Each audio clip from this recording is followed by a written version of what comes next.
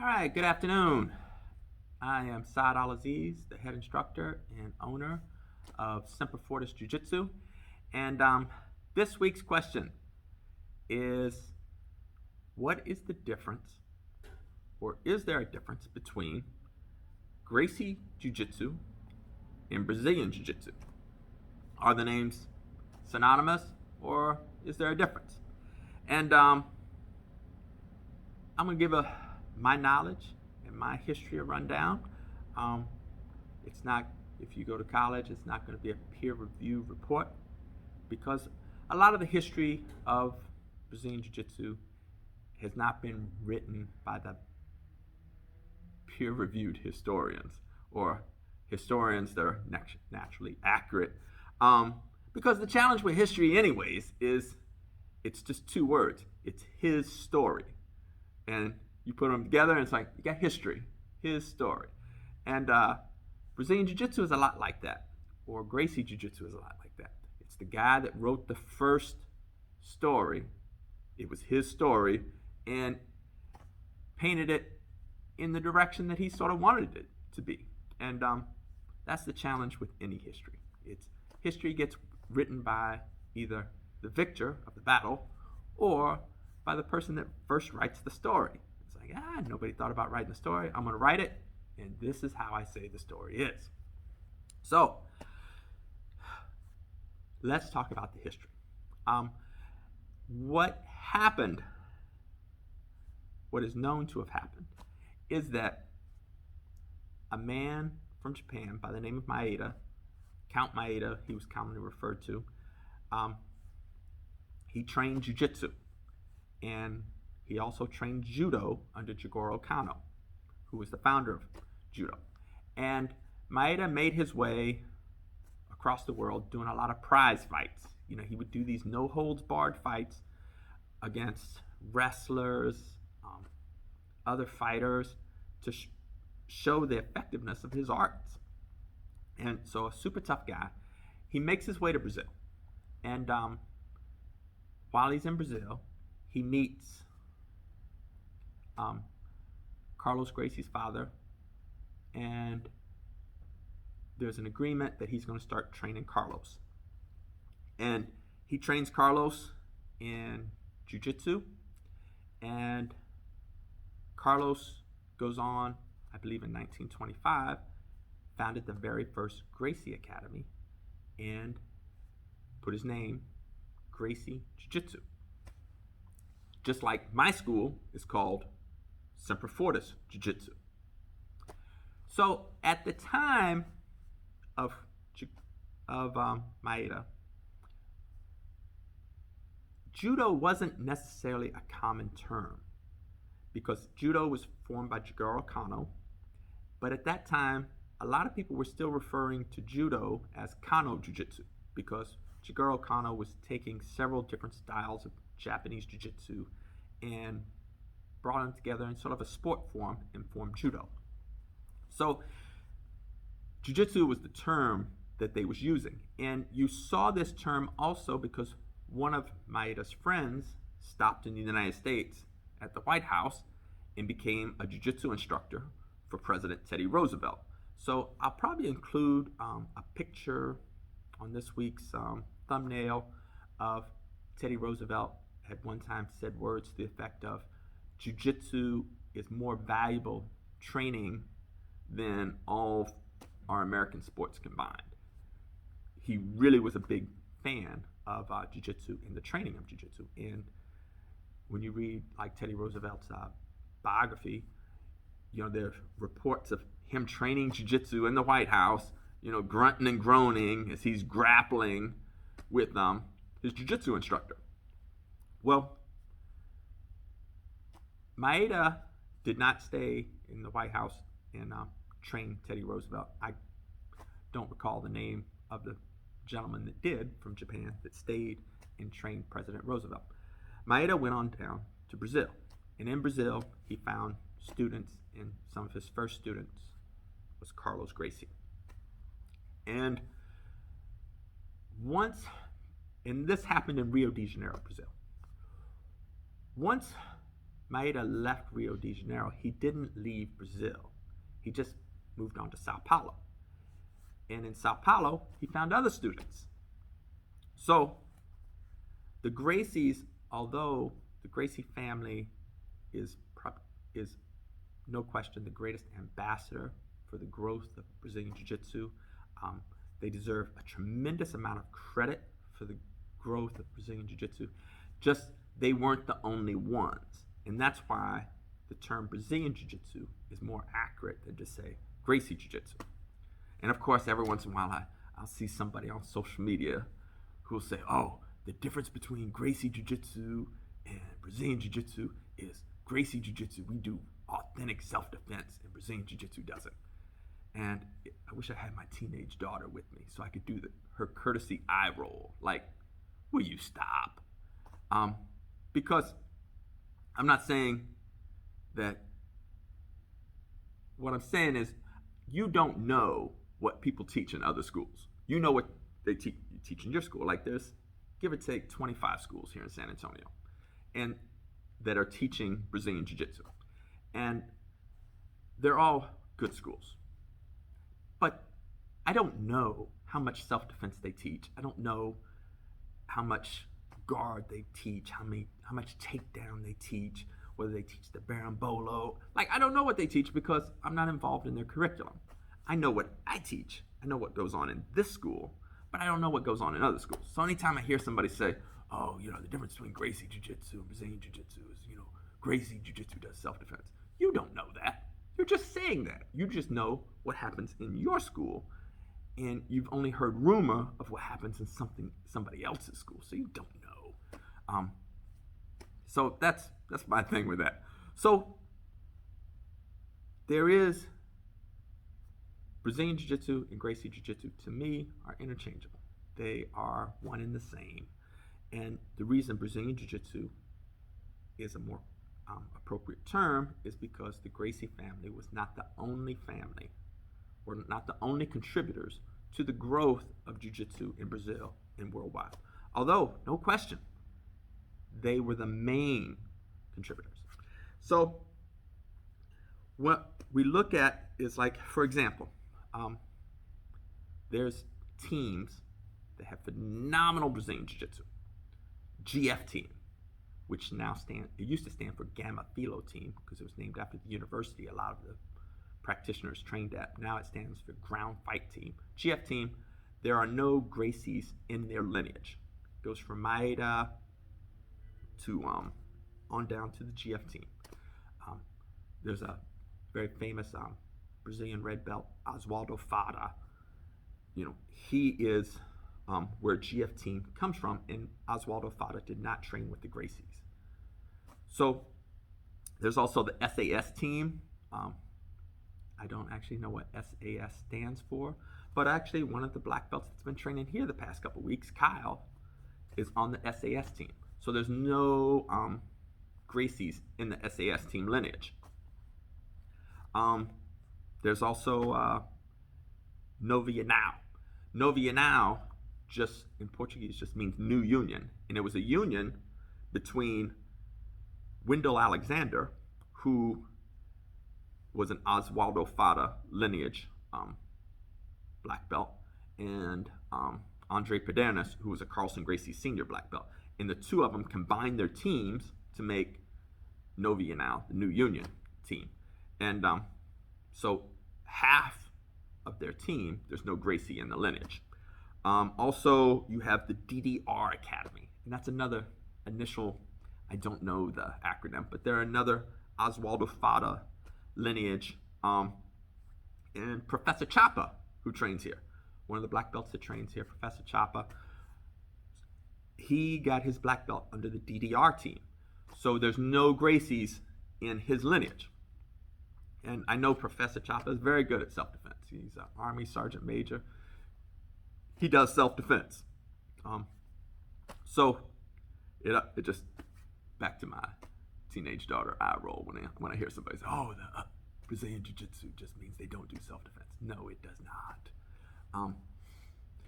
It's just really an indication of what lineage. So whether you talk about the GF team, SAS team, Novia Now, DDR team. And there's more teams than just those that do Brazilian Jiu-Jitsu, that trained, that learned, whether it was from Oswaldo Fada or some of the other Japanese Jiu-Jitsu immigrants to Brazil who were either teaching judo or teaching some form of Jiu-Jitsu, and that evolved. And how it evolved, and the reason I feel like it evolved into Brazilian Jiu-Jitsu and not being referred to as Japanese Jiu-Jitsu is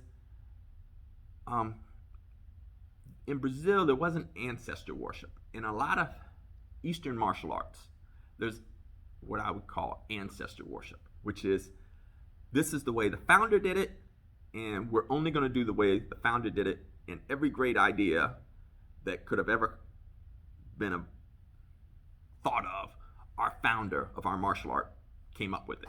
Where Brazilian Jiu-Jitsu, the Brazilians didn't have that ancestor worship. They was like, oh, I think this is a better way to do an armbar. I think this is a better way to do a guard pass. I think this is a better way to do a punch defense. So they weren't stuck with the way their ancestor did it. Even today, like the Jiu-Jitsu just constantly evolves. Brazilian Jiu-Jitsu constantly evolves. It's not static. Where like I have a black belt in Hapkido that I achieved in 2001. And in Hapkido, it was founded by a man named Young Sul Choi. And in Hapkido, there's a particular way we're going to do a punch. There's a particular way we're going to do a kick. There's a particular way that we're going to do a wrist lock. And these are ways that Young Sul Choi did. But if I went and trained with, say, a karate guy or a Muay Thai guy, and it's like, man, this is a better way to do this kick than what we normally do in Hapkido. It'd be like, no, this is Hapkido. This is the way we kick. We're not going to kick like the karate guy. We're not going to kick like the Muay Thai guy or the Savate guy or any other martial art. This is the way we're going to do it. So where Brazilian Jiu-Jitsu was like, this is the way Maeda showed us. This is the way Carlos Gracie did it. This is the way Elio Gracie did it. But I just trained with this judo guy, or I just trained with this sambo guy, or I just trained with this American wrestler, and I like the way they're doing it. So I'm going to add this and take this away, or I'm going to add this to Brazilian Jiu-Jitsu. So Brazilian Jiu-Jitsu is just constantly evolving. So from 1925, which I believe was historically reported as the opening of the first Gracie Academy, to today, there's been a tremendous amount of evolutions. Like my teacher, his patch here, Luis's, he says Gracie Jiu Jitsu because he received his black belt from Hicks and Gracie. And but his original teacher was Holz Gracie before Holz passed in the hang gliding accident. But Holz was he was a student of a number of martial arts. So he didn't just do Brazilian Jiu-Jitsu. He was very interested and trained a lot in wrestling. He trained a lot in judo. He trained a lot in sambo. And he brought those to his students. So when you learn from Holz Gracie at his academy, you would be learning sambo techniques, judo techniques, American wrestling techniques, in addition to Brazilian Jiu-Jitsu. And it wasn't differentiated as 4 different arts. It was like, let's take the best from each art and make it one. And so he was really an incredible innovator in Brazilian Jiu-Jitsu. So I pronounce his name Holz, but it's spelled R-O-L-L-S, as in rolls. Look him up. He died very young, but he had an amazing influence on the growth of Brazilian Jiu-Jitsu, and some of his black belts, or his original students, have been such pioneers in the development of Jiu-Jitsu. And I think that is because he was so open-minded and innovative in bringing the best techniques the world had to offer into Brazilian Jiu-Jitsu, and very keen to that constant evolution. So people like Jacare Cavalcante, who founded Alliance Jiu-Jitsu, was a Holz Gracie black belt. Alvaro Romano, who came up with Ginástica Natural, was one of Holz Gracie's students. Mauricio Gomes, who's the father of Hadja Gracie, was one of Holz Gracie's black belts. My professor, Luis, was one of Holz brown belts. He got his black belt in 1984 from Hickson, after Holz had passed away in the hang gliding accident. So Mauricio Strambowski, another one of Holz's black belts. He's the father of Neiman Gracie, who's I think was not the Pride, Bellator MMA champion for a while. So he's had a lot of success in MMA. So from this school that Holz was running, a lot of amazing jiu-jitsu practitioners came out of it. And part of the reason was he was so open-minded in looking at other styles and trying to constantly develop techniques to what's best. Don't go with ancestor worship, go with this is what works. And if in Brazilian Jiu-Jitsu, if a white belt comes in and they have a better way to do a sweep than what I'm currently doing, I'm going to look at that sweep, I'm going to test it out, and if it in fact is a better way, I'm going to start doing that sweep and stop doing the sweeps that I normally do because I found a new and better way. So it doesn't, in Brazilian Jiu-Jitsu, you don't have to be a red belt or some grand master to come up with a new technique. Anybody can come in, and they have a new technique, and if it's better than what we're currently doing, that's what we'll do. So you'll see a lot of, in Brazilian Jiu-Jitsu, you'll see a lot of judo, you'll see a lot of sambo, you'll see a lot of American wrestling, and I'm really, wrestling is just worldwide. You'll see Greco-Roman, freestyle wrestling. You'll see a lot of, traditional wrestling techniques in Brazilian Jiu-Jitsu. Anybody that has an innovative idea, if it's better than what we're currently doing, we're looking at it. It's like, oh, let's do this. So that's why I think Brazilian Jiu-Jitsu has grown and why I love the art so much, because it's not stagnant. Although I'm a black belt in Brazilian Jiu-Jitsu, I don't know it all. And it's constantly evolving. A new technique will come along that's better than what I currently do, and I'll change with it. And I love that constant change, that constant evolution. It's not stagnant. It's like, I've reached the expert level. I know it all. There's nothing left to learn. And I would just bestow my knowledge upon everybody and say wise things, and people will quote me or whatever. It's like, no, that's not how Brazilian Jiu-Jitsu works. It's constantly evolving. So you're always a white belt. You're just always learning, always trying to find new stuff. And I love that. I think back to where some of the controversy came between Gracie Jiu-Jitsu and Brazilian Jiu-Jitsu is it was in 1994. It was a lawsuit that Rorion Gracie had filed, trying to ensure that he was the only person that could use the term Gracie Jiu-Jitsu in the United States. And so he attempted to copyright that name so that the other Gracie family members, although they were Gracies, couldn't use that name. And so Carley Gracie from California challenged him on that, because Carley Gracie actually got to the United States before Rorion did. And he's like, oh, I've been here teaching for a while. I'm born a Gracie, and I'm teaching, I call my academy Gracie Jiu-Jitsu. This is what I teach. My family's Jiu-Jitsu.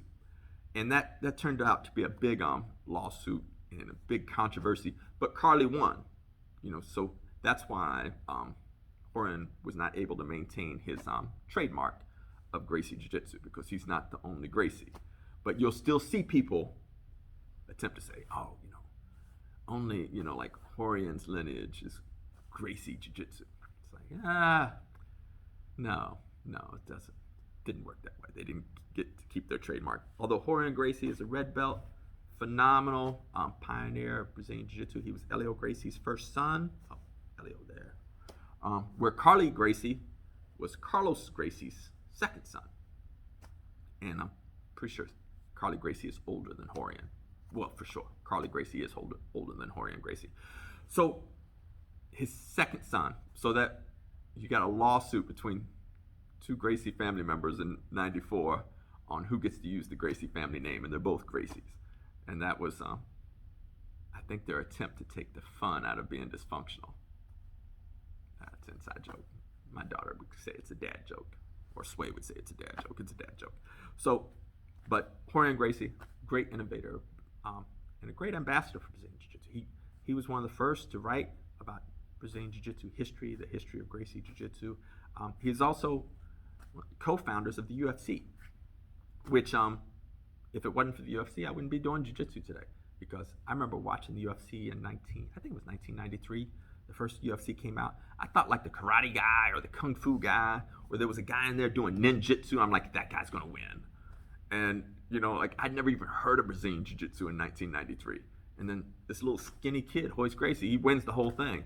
And I'm like, what did I just see? That couldn't happen. And then I remember when he fought in UFC 3 against Chemo. Chemo came in, he was all bald like me, but he had this long ponytail and just ripped muscle upon muscle. He literally looked like he had just been riding with Genghis Khan in the Mongol horde, and he jumped off his freaking horse and was walking to the cage, and he was way bigger than Royce. Just, he looked like he could be Conan the Barbarian. And as he's going to the cage, and I'm seeing this little skinny Royce Gracie just waiting there in his little white gi for this guy, I'm thinking, dude, get out of the cage. You are about ready to die. And Chemo gets up in the cage. Matter of fact, he even walked out with like a life-size wooden cross on his back, walking to the cage. Chemo did. And it just blew my mind when Royce Gracie armbarred him and tapped Chemo out. I'm like, what? I watched Royce beat people in UFC 1, UFC 2. Here we are in UFC 3. You'd think I would know by now, like, no, Royce is really freaking good. But when I saw Chemo, I was like, there's no way he's going to win. There's no way this little guy, and Royce was only like 6 foot tall, 170 pounds, and he was in his early 20s. Like, he looked really young, and you looked at Chemo, and it was like, dude, don't fight him. You do not want to fight Chemo. Matter of fact, I look at Chemo, I'd be like, man, I'm getting out of the cage. I'm not fighting this dude. It's just he looked as tough as you could look. And Royce beat him. It just blew me away. And so Royce Gracie, Rorion Gracie founding the UFC, setting these things up, really caused Brazilian Jiu-Jitsu to explode across the world, because people were able to see for the first time that this martial art really works. This isn't magic. This isn't, I remember when I was a kid watching Kung Fu theater, I was hoping to learn a martial art, like from the ninjas or something, where I could jump from like the ground all the way up to the second story, and then maybe jump to the fourth story from there, and then back down, and everything would be cool because I would evaluate the wind or whatever, or throw like a chi ball and knock somebody out. Like, I've seen those videos on Facebook. They're great, but I'm pretty sure they don't work. And the UFC just sort of showed, like, this is what works in martial arts, and this fantasy stuff does not work. So I give Rorion Gracie a tremendous amount of credit for that. So I digress like most videos, and I've taken longer on this video than I wanted to. But back to the original question, is there a difference between Gracie Jiu-Jitsu and Brazilian Jiu-Jitsu? My personal opinion, there is not. And throughout the video, I hope I laid out the facts of why there is not a difference between the two, and what differences there are. Like, don't get me wrong, each academy you go to, there's going to be differences. Like, I might show a pass that in my academy that my friend Bruno Alves at GFT, he might do a different pass, or I might do a sweep, or that they don't do at the other schools in town, or some of the other schools in town may do a more effective takedown than what I do. Like, there'll be little variations, but for the most part, the two are synonymous. We're doing jiu-jitsu, and we may have a little different flavor, but it's all Brazilian Jiu-Jitsu. And I got mad respect for all those early pioneers. That's why Carlos Gracie is on my wall. That's why Elio Gracie is on my wall.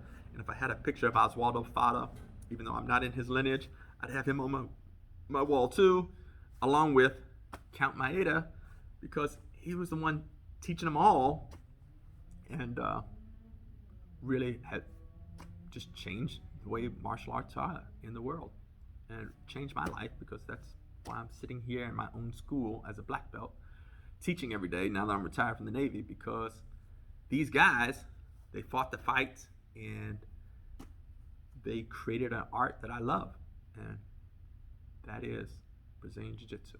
All right. Thank you again. Feel free to post your comments below, whether you agree, disagree, any insights you have. on the differences in Brazilian Jiu-Jitsu and Gracie Jiu Jitsu, and whatever questions you'd like me to ask next week. So far, all my questions is just somebody in class will be like, hey, Saad, what about this? Okay, I'll make it the topic of this week. So you can do it that way, or you can just post a question below. Either way, works for me. All right, till next week. Thank you so much. Ciao.